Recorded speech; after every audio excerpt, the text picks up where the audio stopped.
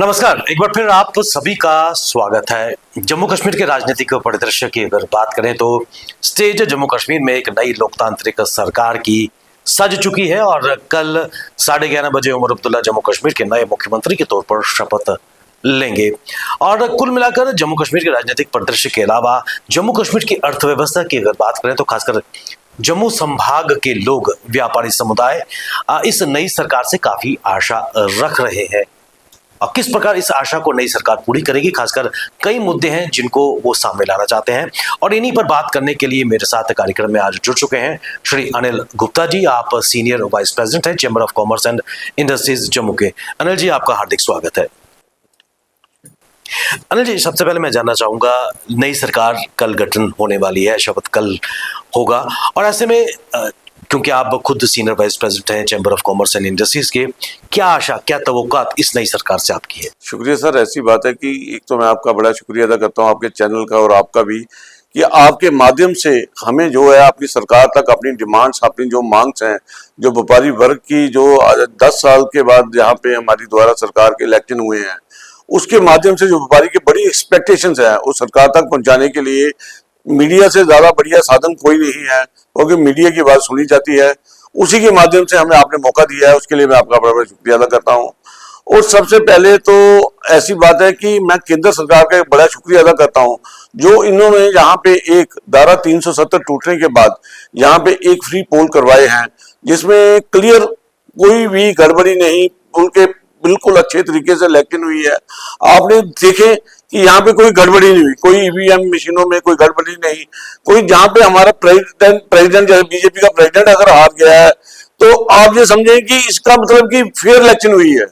अगर कहीं पे गड़बड़ होती तो वो हारता था।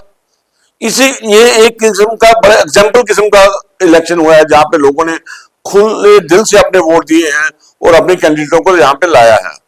और उसके लिए मैं एक जो अपना कल हमारे यहाँ पे जो सरकार है, या कल सरकार की हमारे एनसी की सरकार बनाने जा रही है, कल उसकी भी यहाँ पे शपथ ग्रहण है, उसके लिए भी मैं केंद्र सरकार का और विशेषतया एलजी साहब का बड़ा धन्यवाद करता हूँ कि संडे को उनके पास लेटर पहुंची है, उन्होंने पूरा उसको हैंडल करवा के और उनको मंडे के दिन उनको न्योता दे दिया कि आप आके सरकार बनाएं। और कल 16 तारीख को उन्होंने फिक्स कर दिया है कि कल वहां पे जो हमारे चुने हुए प्रतिनिधि हैं वो अपना मैंडेट पेश कर दिया उन्होंने और कल शपथ ग्रहण लेंगे।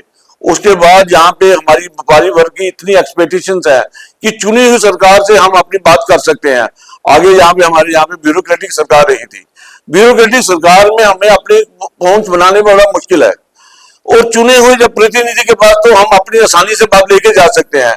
जैसे आज जम्मू जो है हर तरफ पिछड़ा हुआ है सर, ऐसी बात है कि जम्मू में व्यापारी यहाँ पे इतना तंग है, जिसकी कोई जरूरत, इतना ज्यादा तंग है, लेकिन हम किसी को बोल नहीं सकते थे क्योंकि सारी सरकार ब्यूरोक्रेटिक थी।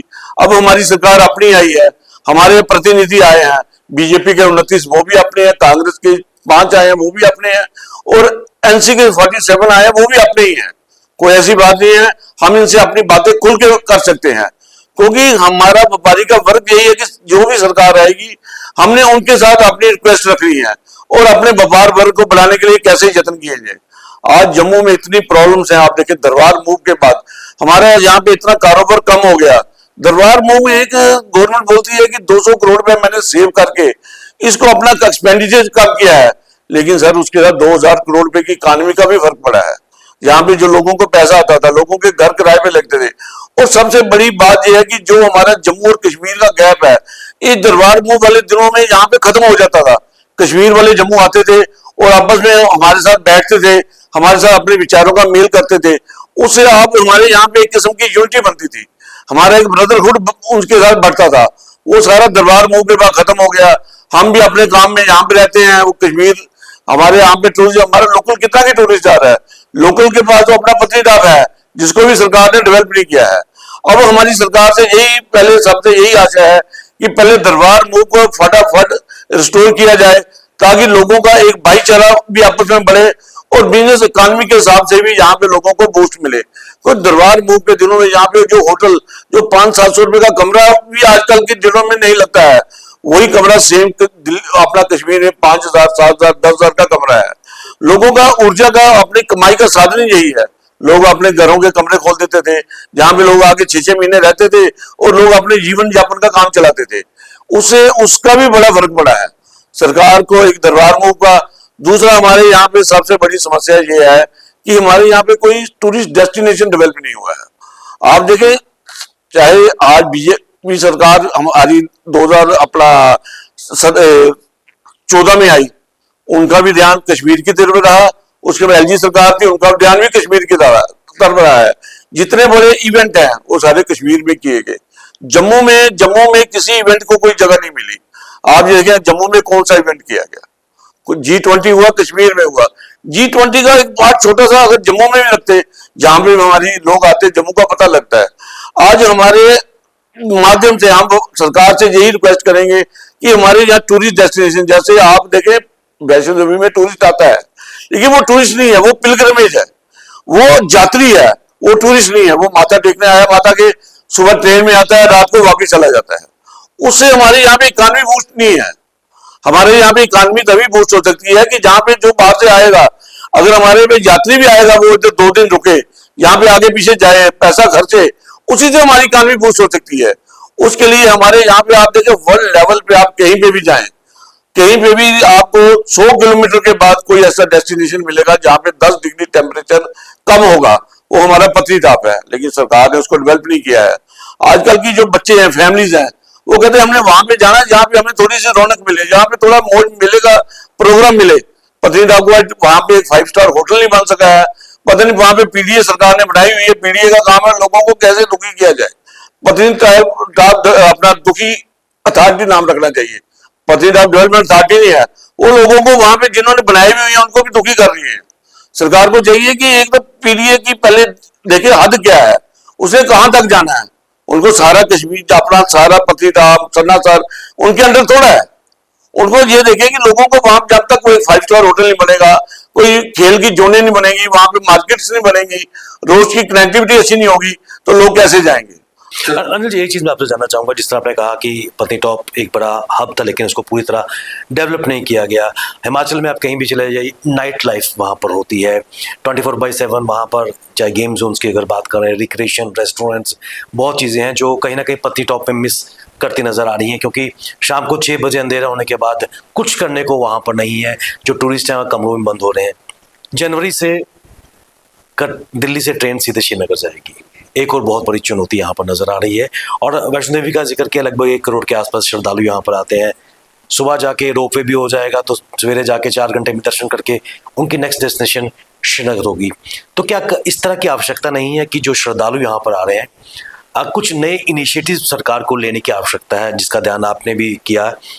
चाहे हम सर्किट्स की अगर बात करें, रियासी के सर्किट्स की डेवलप किया जाए, शुद्ध महादेव की बात की जाए, चिनैनी की बात की जाए, इंटरनेशनल योगा सेंटर वहाँ बन रहा है, बॉर्डर टूरिज्म की, उनके स्टे को उस तरह कनेक्ट किया जाए ताकि जो श्रद्धालु हैं अपने जो स्टे को प्रोलॉन्ग कर सकें।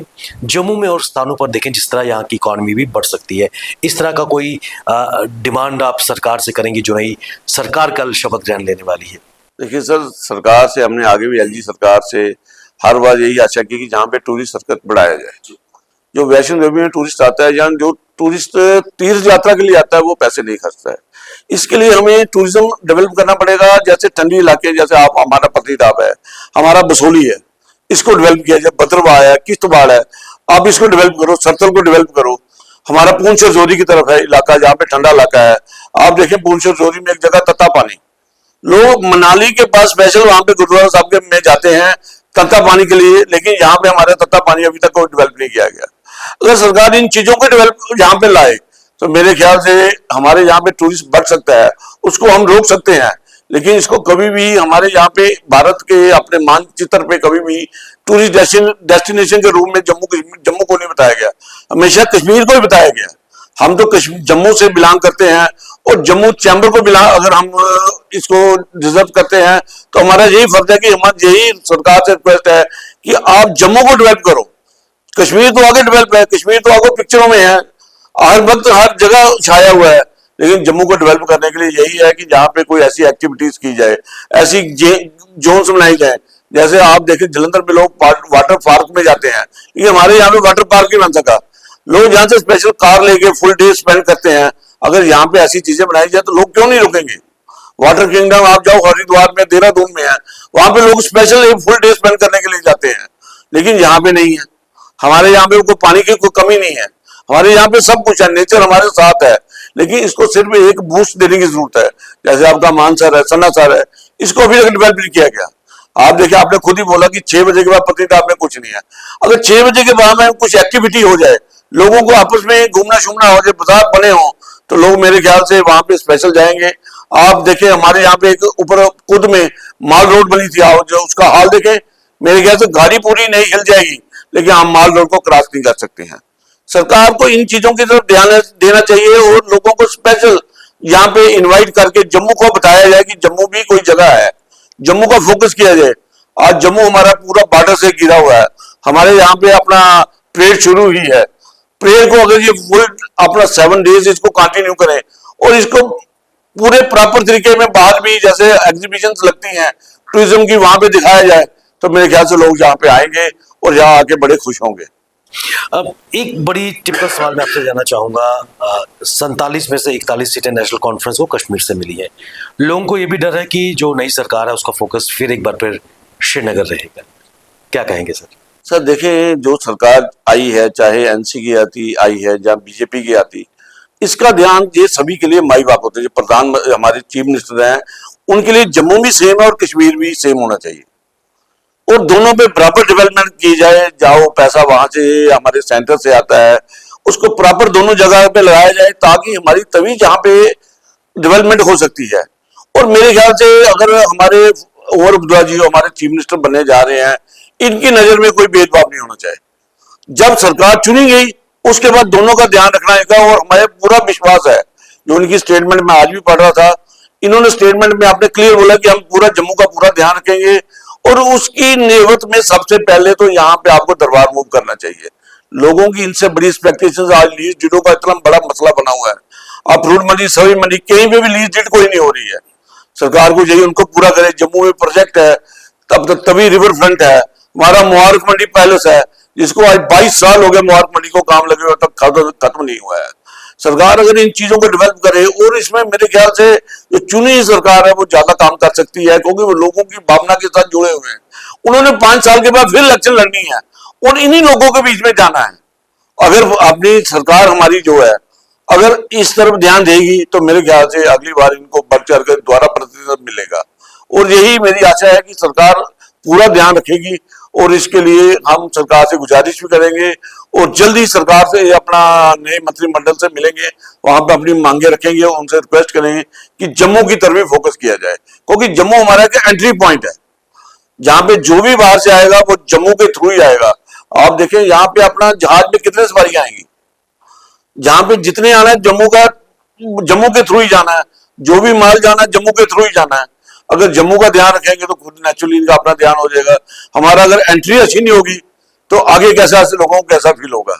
और सरकार मेरे ख्याल से हमारा जो आइडिया है, मेरा जो अपना विजन है कि सरकार इसका पूरा ध्यान रखेगी। हमारे यहाँ पे बाकी मसलों की लाइन ही लाइन लगी हुई है। आप देखें इंडस्ट्री, आज इंडस्ट्री पुरानी बंद होने के कगार पे आ गई है, रोज एक नई इंडस्ट्री बंद होती है। एक पुरानी इंडस्ट्री दिल्ली बंद हो रही है, क्यों हो रही है? क्योंकि वो नई इंडस्ट्री के पैरेलल वो चल नहीं सकती है। अगर उनको नई इंडस्ट्री के पैरेलल उनको अपना ये इंसेंटिव दिया जाए, तो आज वो मेरे ख्याल से पुरानी इंडस्ट्री से ज्यादा, नई इंडस्ट्री से ज्यादा चलेगी। नई इंडस्ट्री को उन्हें 30% सब्सिडी देनी है, लेकिन पुरानी इंडस्ट्री ने सब्सिडी 30% नहीं लेनी है, और इंसेंटिव मांगते हैं जीएसटी के रूप में। और वो अगर उनको इंटरेस्ट सब्सिडी और जीएसटी में इंसेंटिव मिल जाए सरकार का, इसी पुरानी इंडस्ट्री उनका नई इंडस्ट्री का काम कर सकती है। सरकार को चाहिए कि इस पे कोई ना कोई सोच की जाए और इसकी तरफ पूरा ध्यान दिया जाए। अनिल जी, आप हमारे साथ स्टूडियो में आए, महत्वपूर्ण जानकारी आपने शेयर की, और खासकर अनिल जी का यह मानना है कि जो नई सरकार है उनसे यही आशा है कि जो दरबार मूव की प्रक्रिया चलती आ रही थी उसको जिसको रोका गया, एक बार फिर शुरू करने की आवश्यकता है, ताकि ना केवल जम्मू बल्कि कश्मीर के लोग जब आपस में मिलेंगे, ना केवल एक ब्रदरहुड की भावना बढ़ेगी बल्कि अर्थव्यवस्था भी बढ़ेगी, आर्थिक विकास भी जम्मू कश्मीर और खासकर जम्मू का होगा, और यही एक्सपेक्टेशन नई सरकार से भी है। अनिल जी, आपका बहुत बहुत धन्यवाद, आपने अपने समय निकाला। ये थे Anil Gupta ji, senior vice president chamber of commerce and industries. हमें दीजिए इजाजत, नमस्कार।